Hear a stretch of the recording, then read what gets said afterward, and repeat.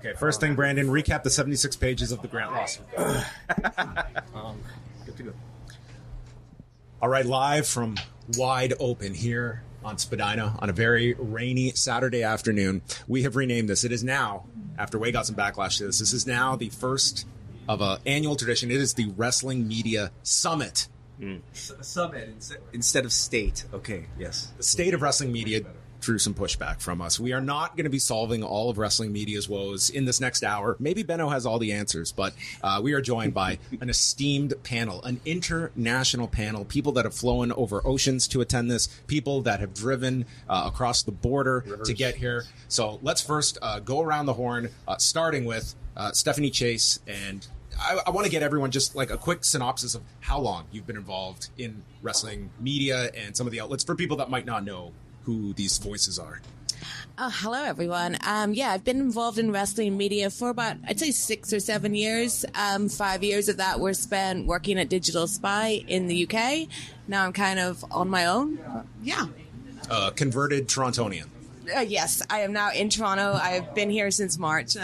Joined the Canadian Wrestling Media Alliance, or what do you call yourselves? The Canadian Media Alliance, that could be our unofficial organization. I'll start that up. Our next two guests, if I'm not mistaken, do we have two people here with cage match profiles, beginning with you, Benno? Oh, yeah, that's true, yeah.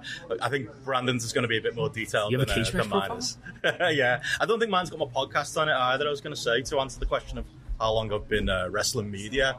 Do you count being a dickhead on Twitter? Because if you do, we're going back a couple of decades. For some people, that is a prerequisite. Yeah, pretty much, yeah. I'm not so active on there anymore. But yeah, about 2016, 2017 is when I started writing and podcasting, obviously for you guys, back with the old British audio wrestling days, into Indie Corner and Grapple. So yeah, been around a while.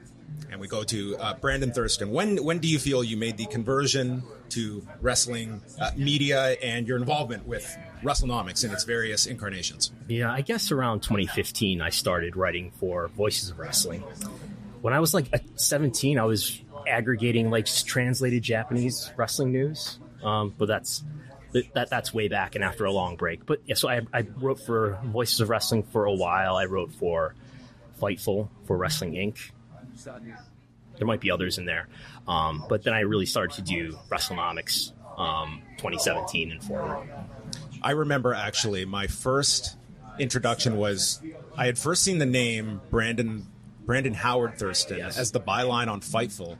And I went to, I think it was UFC 207 maybe in Buffalo. In Buffalo, yeah. And right after WrestleMania. There was somebody I saw there that in my head, I'm like, that must be Brandon Thurston. It was definitely not you. And we did not meet, I think, that particular weekend. But that was my first introduction where I thought I had seen this person who I had started reading, and you did not have your profile picture. I think it was like, what was your Twitter avatar? Was it like John Pesek or someone? Or Farmer Burns, probably. Farmer Burns was the one that you had. And so I didn't even know what you looked like at that time. That was like 2017. And then we get to the esteemed Wai Ting, and I mean, you have an interesting path of how you've got to wrestling media. Yes, through one John Pollock, I suppose. I mean, I worked. I guess I had already decided on a career in the media, and then a little place called the Fight Network decided to open up, and I got my first internship, and I guess that was sort of my introduction into what you would consider the wrestling media through, I guess, years of podcasting and affiliation with live audio wrestling, of course, and a lot of hours, I guess, spent watching and discussing this stuff. I suppose I am a member of the wrestling media. And how has your role changed from your work at the Fight Network to like post wrestling now for 6 years? Because I've seen like a big change in like what you're doing, and I would say like how has that switch been? Yeah, I guess that now I'm a lot more responsible for sort of like the tone of like, you know, a media source. And the sort of aesthetics and I would just say overall direction of the content, you know, obviously partnering with you. But it's definitely elevated my role from just maybe somebody who's creating it to somebody who's more of a curator of sorts. And I guess quickly for me, I started working with Live Audio Wrestling, which was a radio show out of Toronto. I started working I worked on their web content. They also work with a number of wrestlers, including Chris Benoit. So I was actually responsible for Chris Benoit's newsletter for a period of time, which looks odd on the resume. But then I started as a call screener, pretty much just volunteering my time, and slowly became the board operator, a producer, a co-host, and just holding all of those roles until 2017, and that's when we were let go by the Fight Network and launched Post Wrestling in December of that last year. So that's kind of an introduction for all of us. But let's dive in, because this specific year of 2024 seems to be one where there's more of a spotlight on the media's handling, because we have a lot of significant stories. I don't think anything bigger than the Janelle Grant lawsuit this year. How do you feel, Brandon, just in the last number of years, wrestling media has evolved, if at all, and how confident you feel in where things are at present day, knowing that I think there's still a lot of improvements to make, but are you kind of happy at what you've seen this year, or do you still look for more? I think in the last couple of years, we've seen kind of more people break news. If that's I guess that's part of what we're talking about when we talk about wrestling media. Fightful has become one of the biggest, maybe the biggest newsbreaker. But as far as what I think wrestling media's one of its best functions, if not the best function, is to report and make transparent information that will help everybody understand what's happening in the business and will hopefully make it better. Has that improved in recent times? I don't know. It's probably about the same as it's ever been. For you, Benno, you guys were so closely tied just geographically to the whole speaking out movement, and that was an incredibly difficult period. How would you contrast that in 2020 to this year, and reporting on a lot of, and really over the last 2 years when the NDAs have come to light regarding Vince McMahon? Do you see a lot of parallels? Do you see differences in how one was covered versus the other? Yeah, there's a lot of similarities. Speaking out was kind of its own beast just because of the time. It took place during the height of the pandemic. A lot of people had a lot of time on their hands, and I almost think that story only broke because of that time, and it became as big as it did because of that, because there were so many people covering it. And it kind of goes to the conversation about wrestling media, in that a lot of that was driven by Twitter accounts and other more unofficial ways of kind of reporting some of those stories and such. But it was taken with a gravity, and that was good. And then you compare it to kind of today and the Vince McMahon, the WWE Janelle Grant situation, and you do wonder if lessons have been learned. And I think it is maybe easier now for people to maybe compartmentalize those stories and give them lip service and, go back to the fun stuff. Whereas I think in that time during speaking out, there wasn't much else going on. So it became, a headline. It was unavoidable to cover. You guys did a great job covering it.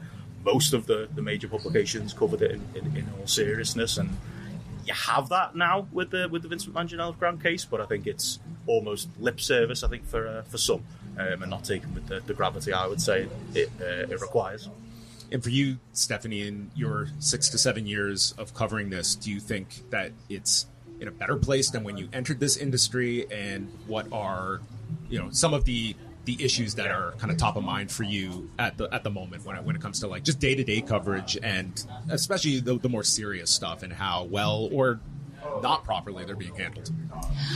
I think it's in a slightly better place. I think speaking out I found really interesting because it was, for me, the first time that I saw wrestling take seriously those issues. And I think a lot of that was because of the pandemic, as Benno said, and people having more time to look at it.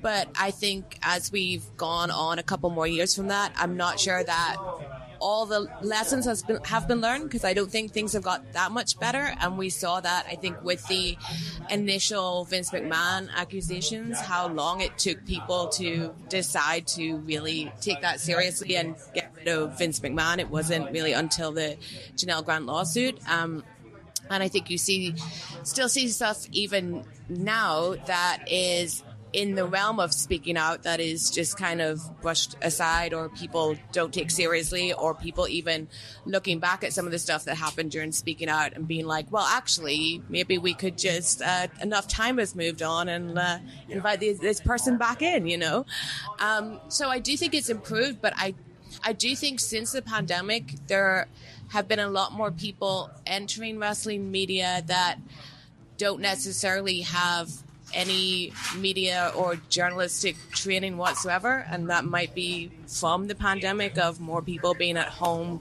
being on Twitter, being able to do writing. That I do sometimes think affects how wrestling media works and what people see as important in their role as in covering wrestling. I think that's always something I look at and kind of struggle with, is that this is not an industry that is necessarily one you go into school with the direction that I'm going to cover wrestling. It's born out of, you begin as a fan and then you graduate into reporting on some level, whether it be of the major outlet, your own personal space.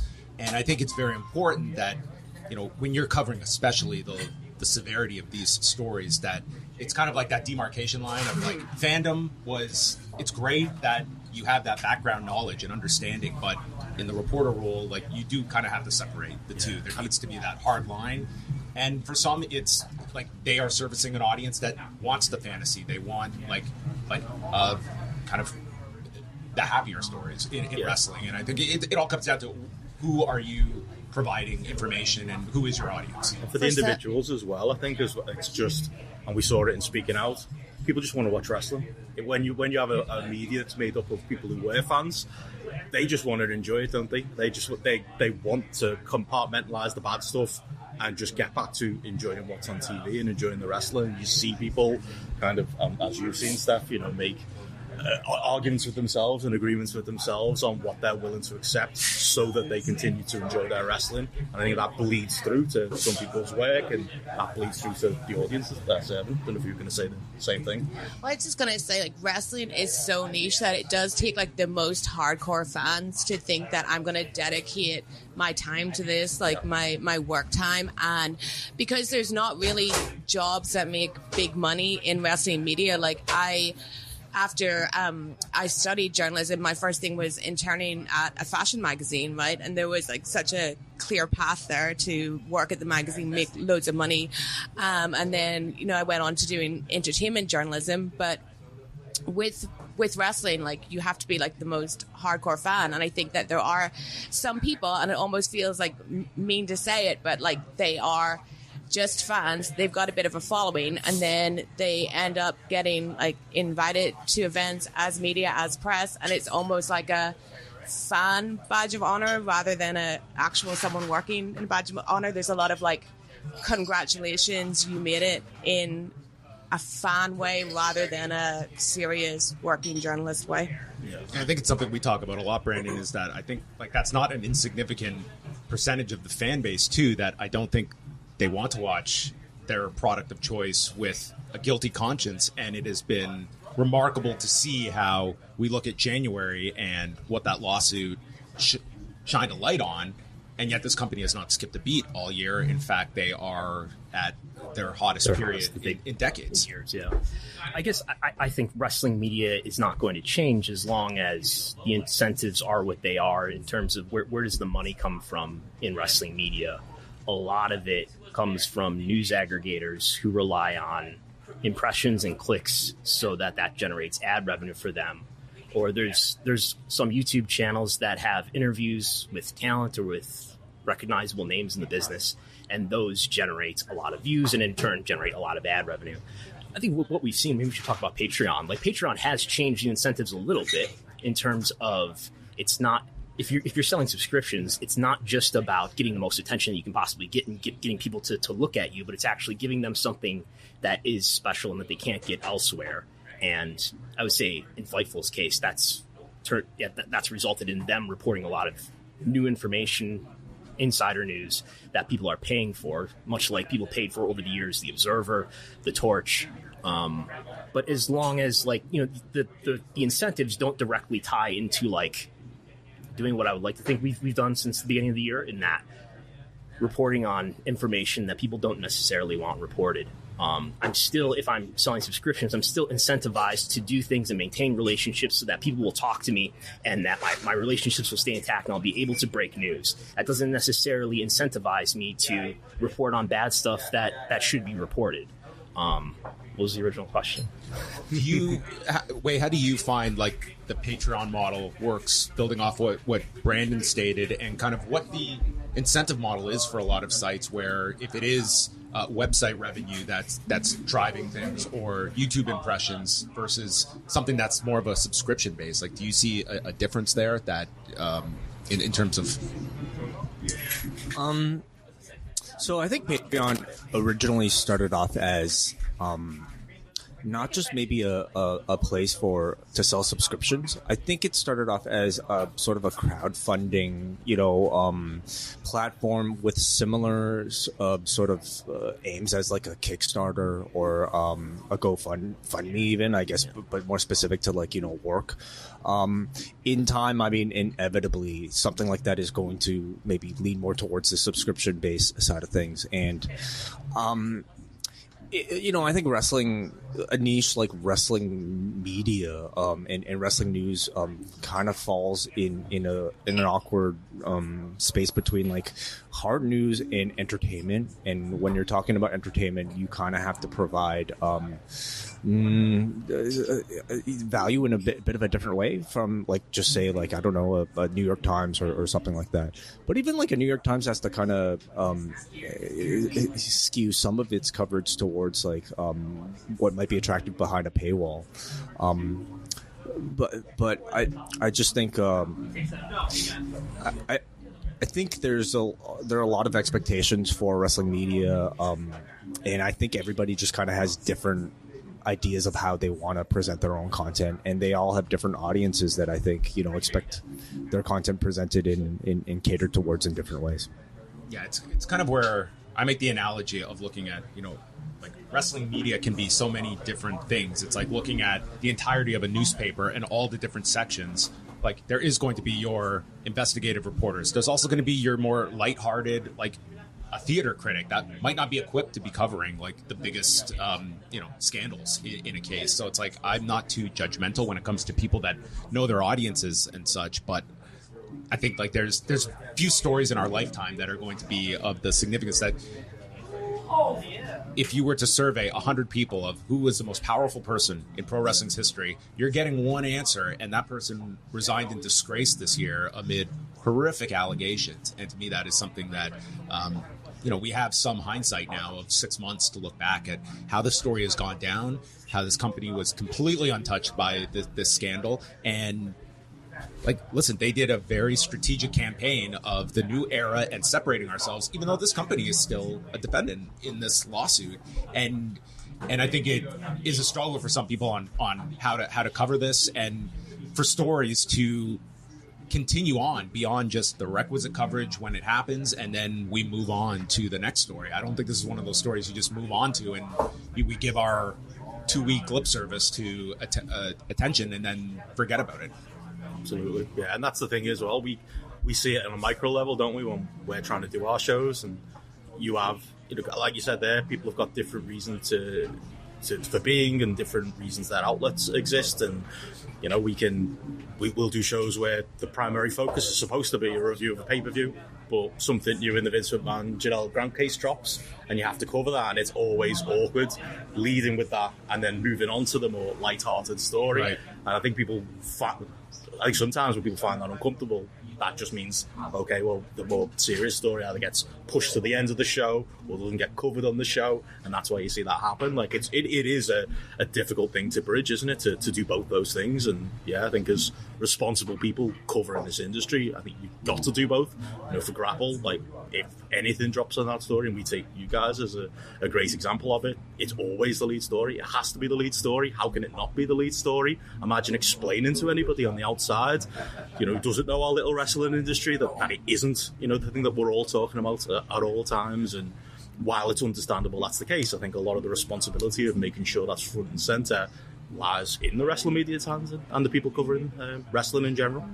But it isn't a good example of that weirdness of wrestling media, like how these scrums are for both companies, because no one can decide whether they're real or not, or whether they're serious or not. So with WWE and with AEW as well, it seems to be a fight between people saying, well, you should ask the serious hard questions at this, and then other people saying, well, like, that's not fair because it's just like a little post-show thing, and wrestling, like, in that sense, can never decide what it wants to be. And I always find, like, when I'm explaining to other journalists I know that did not choose professional wrestling, like how if I say, like, I'm preparing for an interview with some wrestler today, I'm sitting there thinking, well, I need to, like, think of questions where if this wrestler goes fully kayfabe, I can get something out of it, or if they're being themselves, I can get something out of it. Like, you don't even know in those situations when you're going into what you have to get, and that's why, like,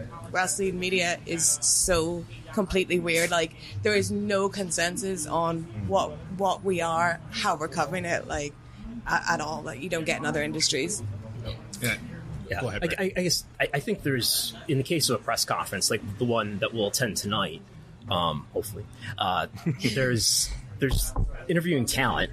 And I think that's a different, more lighthearted story. But when you have a chance to ask a question to Paul Levesque or Tony Khan, who are two of the probably three most influential and most powerful people in the business, I think there is a higher priority to. I don't expect to ask LA Knight to tell me about unionization. LA Knight. I don't expect him to have the freedom to speak freely on topics like that, or on, sexual misconduct in the workplace. But when you have a chance to ask that question to Paul Levesque the night of the Royal Rumble, 2 days after the Grant case has been filed, I do think all the questions should be about that. And we want to be, like, non-judgmental about everybody being able to, do their own kind of content or whatever. But, like, what happens when we're sharing space with people who are not willing to ask those questions? Like, there were 5 questions, I think, to Paul Levesque after the Royal Rumble, but only 3 out of the 5 were about the Grant case. One was about the Netflix deal. One was about, is this era as good as the Attitude Era or not? And we might not have time to get to that today, but we'll try. Yeah. So if that sounds judgmental to say you shouldn't be asking that question, I guess sorry, but, like, I think that is that's a failure to bring to the industry what it would be better off to have brought to it. Yeah, and I certainly, like, these press conferences, like, in some ways, they are what the media in attendance make them to be. Like, I always look at it that, if this is a press conference, then that means that Paul Levesque or Tony Khan or whoever, they can control the answers, but the questions they cannot control. And they also control who gets credentialed, and they also control who gets called on. That is, like, there's a certain level of control there. But when it is presented as almost, and Brandon, you've, like, given a lot of insight to this, is that the way it's structured, and whether this is intentional or it's just a byproduct of the presentation, is that it's typical that a WWE press conference is an hour. You get goal. England have scored. I'm not very patriotic. I'm not celebrating. That person was just excited about my question that I was making. But, typical, it's like 3 to 4 guests, all winners on the show. They won a championship. It's something significant in their career, and it's a celebratory atmosphere. And then Paul Levesque comes in, and it's almost like if you, after 45 minutes of kind of a rah-rah setting, it's suddenly you put a very heavy topic in there. Like, you're the guy that's bringing the mood down. Absolutely. And that's whether by strategy or that's just how things have turned out. That is the setting primarily in a WWE press conference, but it goes to AEW too.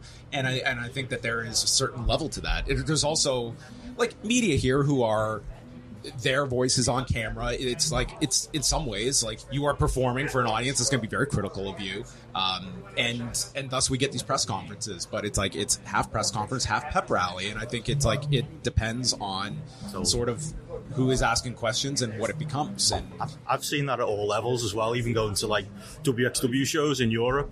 And you'll get, Matt Riddle comes out and he's talking about his match and breaking it down in completely non-kayfabe terms. And then they wheel out his opponent, who's then talking about the match they just had like it was a shoot fight. And you're in that position as a media member, almost want to, like, put your hand up and go, like, so did you guys just have a shoot fight there? Like, what were we watching in that case? And it's that blurred line and that problem that we have at that low level, but in WWE and in AEW, where there is no decision on whether this is in character or not. I think the best example of it is, and obviously it's not as serious a subject as the Vince McMahon case, but obviously the famous, CM Punk promo / the blow up. Like, he sat there on stage giving the media in attendance the biggest news story of the year to that point. And it's happening right in front of them with the right people in the room to follow up on that. CM Punk leaves the room. We wheel out a couple of wrestlers, and what's the next question? Oh, Swerve Strickland and Keith Lee. In your kayfabe story, well, how did that match go? Or do you think you guys can coexist next? I can't remember the exact question, but it was a switch immediately to a safe, kayfabe-friendly question when everybody in that room should have been following up with Tony Khan, who was sat there on stage with very serious questions about what they just saw. And the wrestlers that came out that were backstage that witnessed it. What did you see? What did you see? What's happened? Hey, Jericho, what did you just tell Tony Khan? Yeah. That was wild. What a missed opportunity, and I don't know whether that is the way they're set up, or like you said, everybody in the room. I've just witnessed a very uncomfortable thing, and everybody wants to get in that comfortable space again. But watching from home, you're thinking that's not your job. Your job is to follow up on this and drill in on this and get Tony Khan in the moment. Imagine that. You're looking at him right there. It's like having Vince McMahon in front of you after the Montreal Screwjob or after Bret Hart's just punched him out backstage, and you could ask him a question there and then, and that gets lost to history. Wait, what differences do you observe from seeing like the AEW settings versus the WWE ones when it comes to the press conferences and the dichotomy between a Paul Levesque in that role and a Tony Khan? Well, I'm starting to notice that AEW press conferences are becoming a bit more similar and streamlined to the WWE ones, and I think that's just simply because they've realized they've gone on too long, especially after these marathon pay-per-views. So I think in terms of content, I feel like the WWE ones are a little bit more maybe directed. And maybe there's a bit more pressure to, I think, you know what?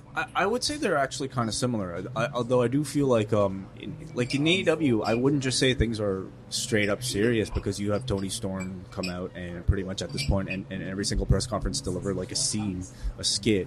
In WWE press conferences, you'll have Roman Reigns, playing fully character and telling the audience to stand for him and things like that. Or Damian Priest, So I would say they're largely similar, and I think they're largely dictated perhaps either by the performers themselves. When we're talking about Paul Levesque and Tony Khan, I think Paul Levesque has his script. He'll come out, announce, spend 15 minutes announcing all of the just the press release of the success of the thing. Then he'll take a few questions. Whereas Tony Khan will sit there and I think has a bit more of a looser format, or he'll accept, I guess for the most part, questions from anybody who wants to ask for a lengthier amount of time. But I would say they're both trying to find their tone still at the moment, as are the media, in trying to figure out what exactly these things are, expectations from the audience for what these things are supposed to be, how they're monetizing these things, and what exactly is the reason why this is beneficial for them to do a press conference like that. It's all part of, I think, the sort of awkward, I want to say, maturation of the wrestling industry, where we're trying to at the same time be this weird entertainment source, but at the same time be almost a serious professional company that deals accordingly with media that covers it. I think WWE do a better job with that separation that you were talking about. Triple H comes out at the end, and then it's more serious time. Tony Khan should not be sitting there the entire time. He should not be sitting there, especially after we saw the CM Punk thing happen. That was real. And then he's sitting there when these angles now happen in the press conference. I think when AEW started, they wanted to do something real. They wanted to do something sports-like, and they realized how hard / impossible that is totally in wrestling. But I do think it's very interesting how both Triple H and Tony Khan, when they've had their hardest, worst moments, worst questions, have been completely unprepared by their team, by the people that work for them. Triple H was completely not prepared to talk about the Janelle Grant lawsuit. He wasn't obviously prepared for the question that came about Drew Gulak. Tony Khan was not prepared at World's End, made an absolute fool of himself. And it was at that point that then the AEW pressers I thought changed even more because then they brought out Renee to kind of guide them. And hearing things about like both those situations, I am totally shocked that two actual companies with professional people around them did not brief their heads in any way to take difficult questions on these things. And they've both, I mean, the person that's come out best in any serious situation is probably Cody Rhodes, and he's a wrestler, you know? I think the parallels are interesting between WWE and AEW in that nobody is making these companies do these events in the first place. There's clearly a want from the people in charge to be like any other sport and to be taken seriously. Well, we should have, some kind of media access. We should have media events. And I think both Paul Levesque and Tony Khan seem wired similarly in wanting that. But then as wrestling people and as time goes on, there does become more of a want for the members of the media and the audience can be essentially extras, and we can maybe work this a little bit more, and we can they both dodge want those serious the questions. praise and the claps and the pats on the back. Absolutely. Tony Khan just wants to talk. Absolutely, Tony. Yeah. As does Paul Levesque, though. And I think, there's nobody making them do this, but there's clearly a want to do it. But that's often wrestling people, as someone with a longer cage match history than me, Brandon, can attest to. They want their cake and they want to eat it too. Yeah, I think Tony grew up reading the wrestling media. Paul Levesque, clearly, evident from his interaction with Lucas Charpiat, he has a disdain for the wrestling media. But I think Tony wants to sit next to talent, and he wants it to be known that it's him running the show, and he's there endorsing this talent who just had a big moment in their career or something like that. I think there's a big difference between the professionalism that I think and the machine that you see when you're at a WWE press conference, and that like it starts right after the event, as opposed to in AEW. I feel a little bit like they take our time for granted and let us sit there for like a half an hour because Tony has to be there. They did a post show most recently. Yeah, they did Renee and RJ doing a post show in front of us. Sorry to interrupt. Yeah, and it kind of feels to me like I'm just a fan waiting, and when everybody walks in, we're all gonna clap and applaud like we're a bunch of fans, and making us sit there for 20 to 30 minutes. Whereas in WWE, everyone's kind of like rushed in there. Everybody's guided by somebody from PR rushing us in there, sit down, and it starts right away. It feels very much like this. It is a much bigger company. That it's a much bigger machine, and this is a company that is it's AEW, and we're all waiting for the boss to be done so he can be present for this. But yeah, this. Do you have something to add more about press conferences, or? Well, I mean, getting away kind of from the press conferences and on to kind of your next tier of media, and that would be like your sports business outlets that cover, especially WWE, but AEW too. But it's a lot of business deals that they are making, generally pretty positive towards the company. And I think to the average fan, I think there's a lot more scrutiny at our level than it is to that level that do have resources, that do have staffs, that you look at when it comes to is there coverage of the negative. And I think for Paul Levesque, for instance, I think when he is diving into the tougher subjects that are brought to him, I think it's that concern that we don't want bad publicity. It's like we can stomach wrestling level coverage that is critical, but when it graduates to a sports business journal, a Puck, an ESPN, that is not what we are. That is the media we care about, and that's been a level that I think does deserve some criticism too. When it's not as though wrestling is off limits for these outlets; they cover them, but it is sometimes very selective. Yeah, as we discussed recently, I think that's the real story. Is that sure? There's wrestling media, and we talk to wrestling fans, a relatively small number of the public who will ever see any of our work. But when it comes to mainstream media outlets, they reach a far larger portion of the public with far greater credibility. They have far greater resources to do the sort of investigative work. They have a far stronger brand that will encourage people to actually talk to them and respond to the requests for comment. And when it comes to sports media outlets in particular, who I think Nick Khan happens to have a very strong relationship with, and who, including Sports Business Journal and other outlets, they have their events. And sort of the people that they're covering are also their customers. They want WWE to attend the Sports Business Journal conference and things like that and pay to get in. So I think there's a lot of conflict there. And what they do speaks not only to members of the public, barely speaks to wrestling fans, but most importantly, it speaks to sponsors other business partners, media partners, who are the ones who actually contribute the money that matters. Unfortunately, this is not a business about ticket sales anymore. It's a business about media rights and sponsorships. And ticket money that used to be the lifeblood of this business decades ago is just sort of incidental now. And I think there's been a failure by the sports media, by the mainstream media, maybe apart from the Wall Street Journal, to cover the wrestling business with the attention that it deserves following at least the scandal surrounding Vince. And it seems like, it's this protective area, especially that we have seen that professional wrestling, it drives volume enough that it is worthy of coverage at a lot of these outlets, but it's not significant enough that it's inescapable of still kind of covering it tongue in cheek, that it's like this is still the circus, and it's through that lens that you see coverage, even when it's a significant case and you tune into CNN and they're making a quip about Vince McMahon in the most serious of allegations. Mm-hmm.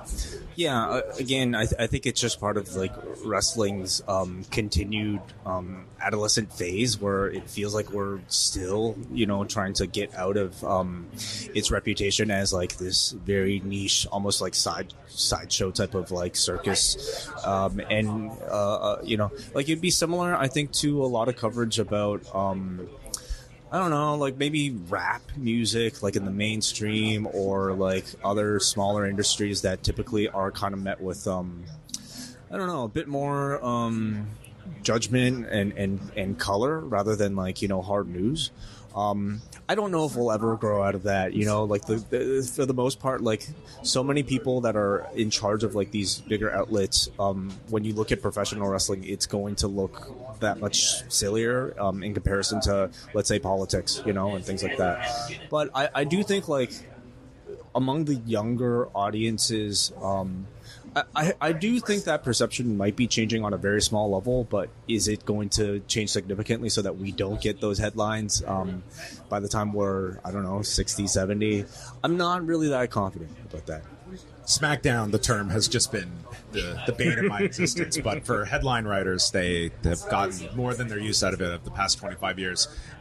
Stephanie, being the lone female here on the panel, not to put you on the spot, but I want to know kind of what your experience is like on a day-to-day basis with just online like feedback you get.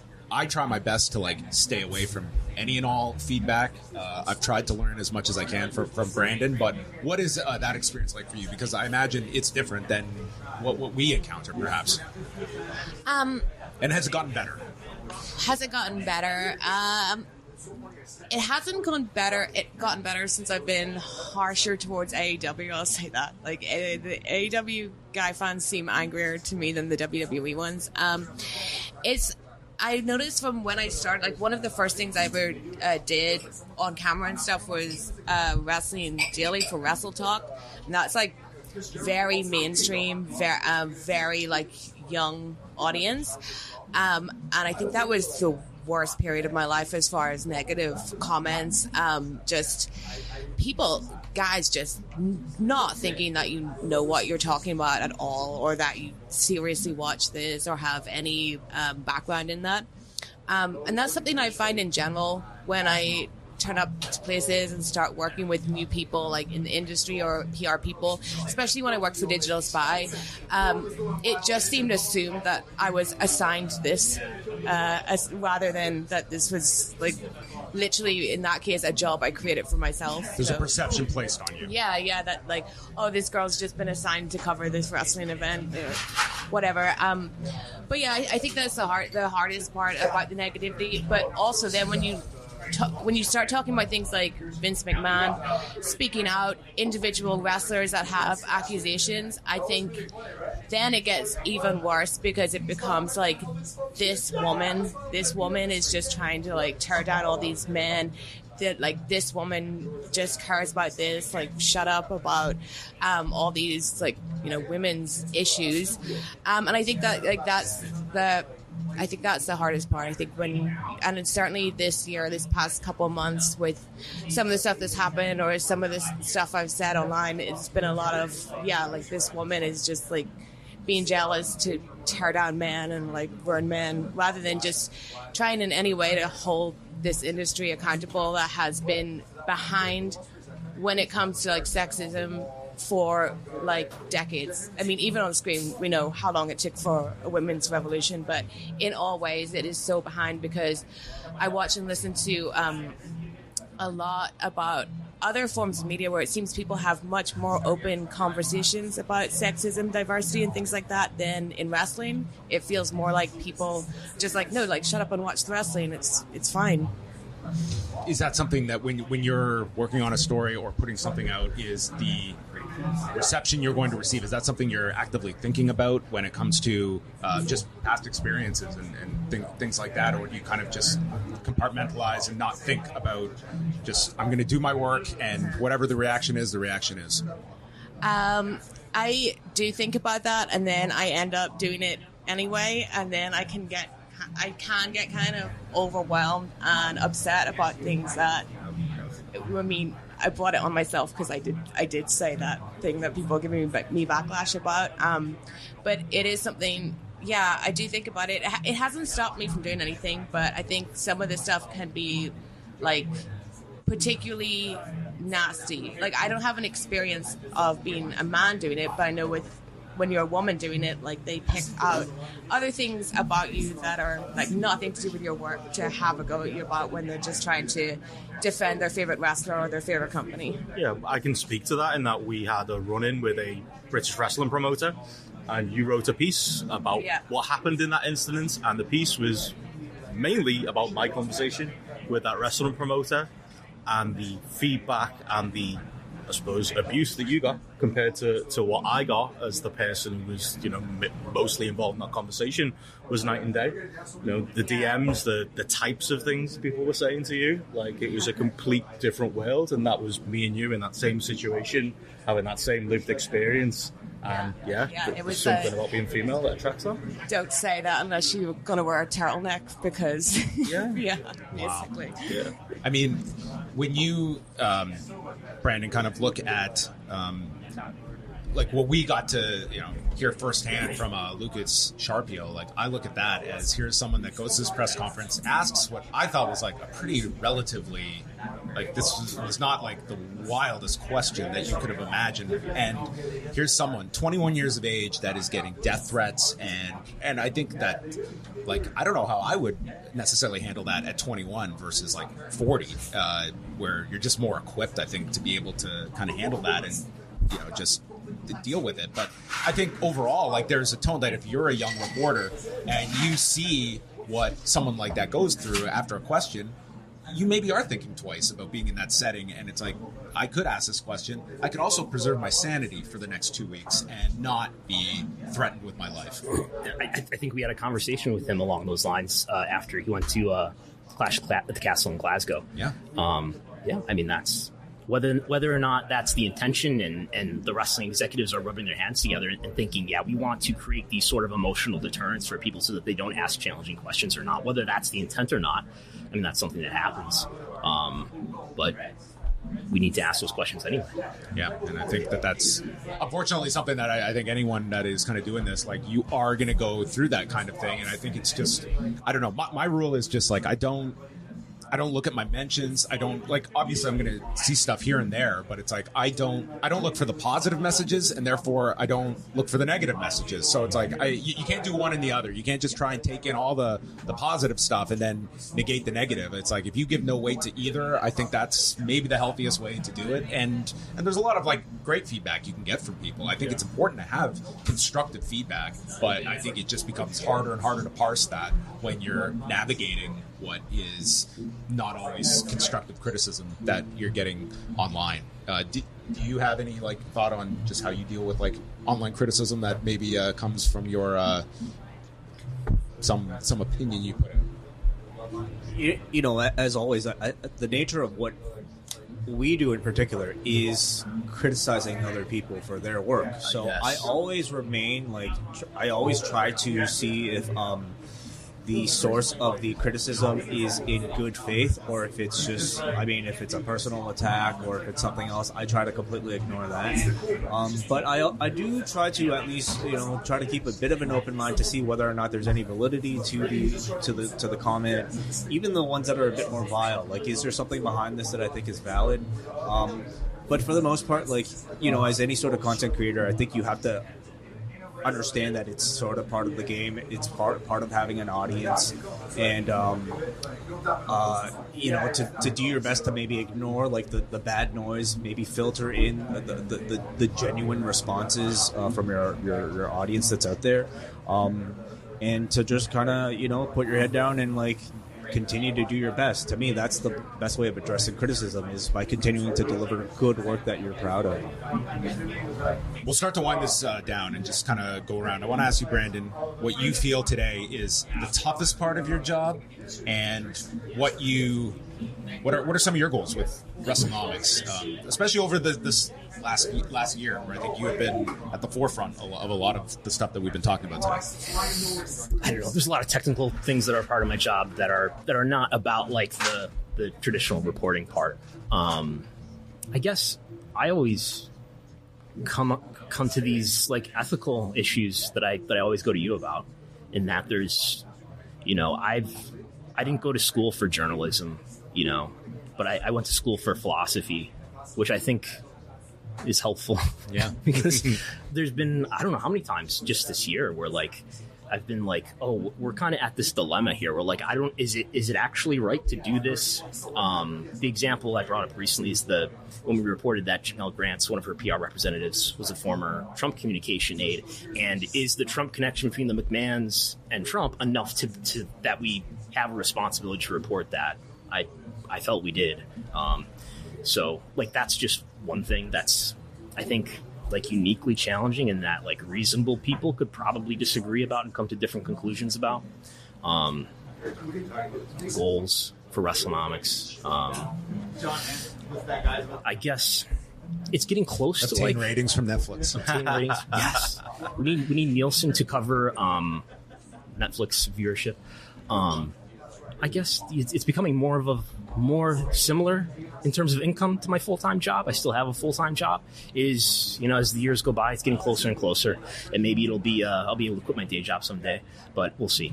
I guess my goal every day is to report things that hold the business to account, and I think that this business in particular has a disproportionate level of misconduct and toxicity, and under that presumption, the demand to do that is higher than it would be if I was covering something else. So that's my goal. It's seeking attribution when you report something. That's seeking nice. Attribution, and that brings to mind another issue. I think that has changed in the last 15 years. If I was doing this job 15 years ago, there would be more of an incentive for people to give us comments on the record, because they wouldn't have a Twitter account that they could reach their million followers with, but we would have an outlet that would be able to reach an audience that they can't just at the drop of a hat reach. But that's all gone now, because everybody has an Instagram account or a Twitter account that they can reach far greater audiences than we ever could. Yeah, and I think that just being really in the weeds of things, I think there's still, I think more and more you're going to see people that are less incentivized to speak to media outlets because they have their own platforms. But in seeing that, we can see when we are talking to these various sides, you're getting widely divergent presentations of their side. And I think it's our job to kind of being able to parse the facts here of what is accurate, what is not, because you're not going to get that kind of objectivity when you're getting it straight from one person's vantage point. And I think as well, we talk a lot of negatives of the current landscape, but I think a positive, and there can be good aggregation and there can be bad aggregation. But I'll open up my phone now, and there was a story, I can't remember what it was, a couple of months ago, and just on the Google homepage, it'll suggest things, and wrestling copy and paste websites. And I know you've had good and bad run-ins with different websites that take your stuff, Brandon. But it was something that was quoting numbers that very clearly come from WrestleNomics. Oh. And I think for me, there's obvious negatives in that people will take your numbers and, present them in a way that will present a great clickbaity headline.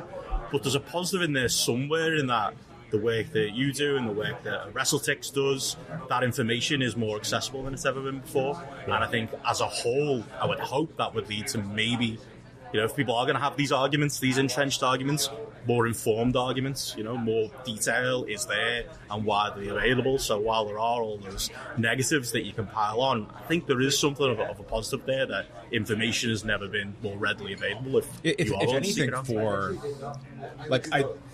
I think like there are definitely talents that understand, especially like the value of like just hearing LA Knight the other day, and he's speaking about the fact of like Brandon always he nails it when he states like there is no like scoreboard in pro wrestling. Like all you have are like these business metrics, and I think it's why wrestling kind of leans more towards that, because he brings up the fact of for 5 months in a row I was a leading merchandise seller, and that is. Did he say 5 months? He said 5 months. I'll have to check my records. Yeah, it's good that those are exact numbers as well. There's no, but he didn't say estimated either, so I was going to put the asterisk in there. But that is something where like if I'm a wrestler and I'm going and my contract is up, like, and I'm going in, and a Paul Levesque or Nick Khan is going to say, "This is what you want. Why are you worth this?"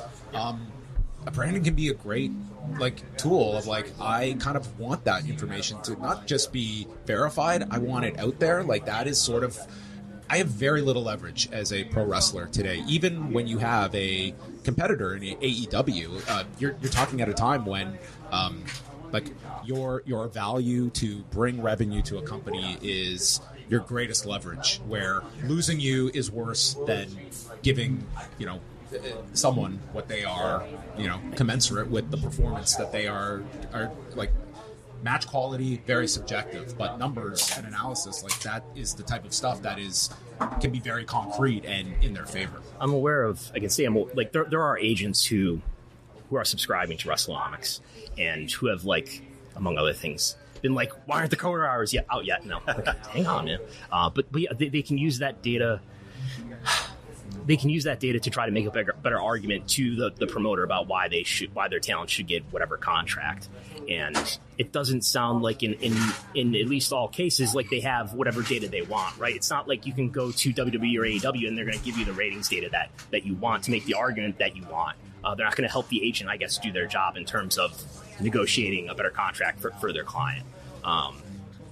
And I'm aware of at least one case where they're looking at the merchandise estimates that I'm doing as part of an argument about why this person is providing value. So I think it's a good thing too on related to that we're getting more information, I think, than I can remember at any time about so-and-so's contract is up at X date, so that maybe WB and AEW will know about this so that they can think about making them an offer or something like that. I think it's again, I'm doing the wrap up here, but It just opens up all these other topics. But I mean, it's just like the flow of information in wrestling. It's just so weird especially when you're reporting on this stuff. And I'm not as active on the breaking news as I was at a different period, but the amount of times that I've heard wrestlers later in these documentaries or stuff, and they're telling stories about, I got a heads up about this title switch or this match the day of or something, and I'm just thinking in my head, it's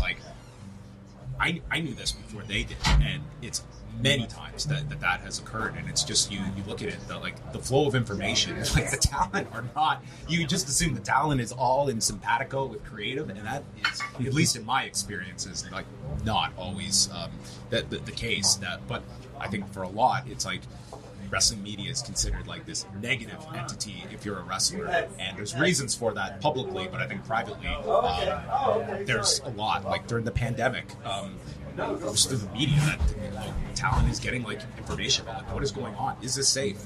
There's all these different things where I think for wrestlers, they have very little power and leverage, and media kind of, when done right, can provide some of that. Benno, is it true that you have a long-term goal of opening up a satellite office for Grapple in Thailand? Oh, okay. What's your source on that one? I can't reveal. I have heard this. I've heard this rumbling. That's some good reporting. It could happen. Maybe Toronto. That's a possibility as well. Might be converted. Yeah, it might be. After spending a couple of weeks here, having a great time. Not quite with the poutine yet, but maybe I'll get there. I think it's interesting as well that you look at like what's the future of this. I mean, I feel like doing this here with you guys, I picked up a few tips. So a bit more clickbait on YouTube.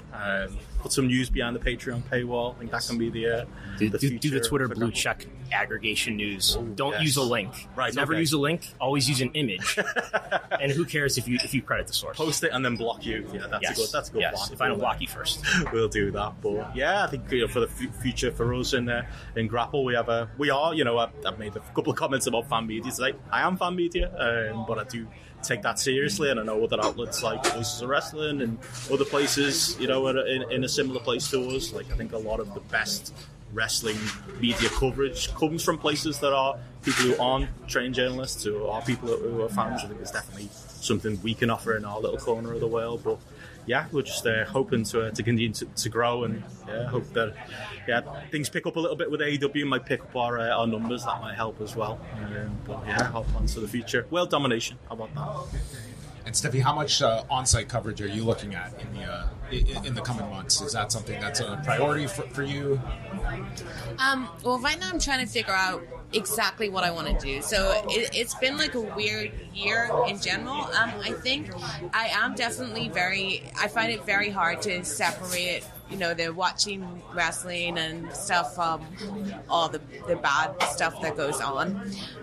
So like there was a period like around Christmas where I was definitely just like I want out of this industry like completely, and I changed my mind on that because I thought that if I feel a way, I should actually stick around and see what I can do. And then, obviously, I lost my job with Digital Spy a couple of months ago. They were just like, budget cuts, we don't want wrestling anymore. They were like, feel free to pitch other stories as long as it's not wrestling. Like, goodbye. So that really sucked. So now I'm thinking what I want to do that will make me happy, because I loved doing interviews and for Digital Spy, but at the same time I felt kind of bad as well that it was like too frivolous. So now I feel, rather than being really sad about losing that job, that maybe I have an opportunity to create something that I want, especially with like the lack of women in the industry, and not just the lack of women, but there are definitely more women now, but the top people, like the people in charge, are men. And a lot of the time, from my perspective, they're men that are all friendly with each other. And I think the women maybe feel like they have to answer to them, or even like I don't know. Men are definitely in charge, right? So there's too many of us. Yeah. But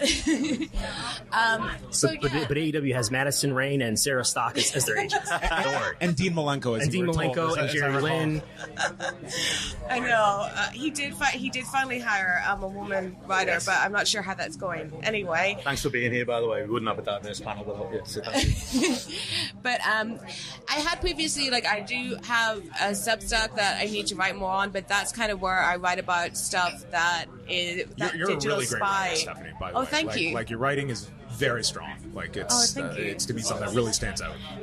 So I want to focus more on that. That's where I would put stuff that no way Digital Spy would let me publish. Like they wouldn't have. And then I want to get back to doing my podcast, because I was doing a podcast. I'm definitely going to change the name because everyone hates it, but it was called The Bechtel Hold. But that was the idea of like analyzing like wrestling and stories that are going on in wrestling just from a totally female perspective. So yeah, I don't know. Look out for what I'm doing next, because I'm not 100% sure. Wait, do you have any short-term goals? Not really. I just I want to have a great time at the wide open cash-in. That's about it. I want England to win on penalties. We're about to go to penalties. I want England to We're wrapping up at a good time. I believe this is football. Soccer. Yeah. Soccer. All right, that's going to wrap up the first, maybe of many, wrestling media summits. I want to thank all of you for sitting out here. Brandon coming all the way from Buffalo in the rain to make it here. This was a lot of fun. I hope you guys enjoyed it, and I hope those listening on whatever outlets you're listening to enjoyed this as well. You can send me your feedback, but I probably won't see it. Goodbye.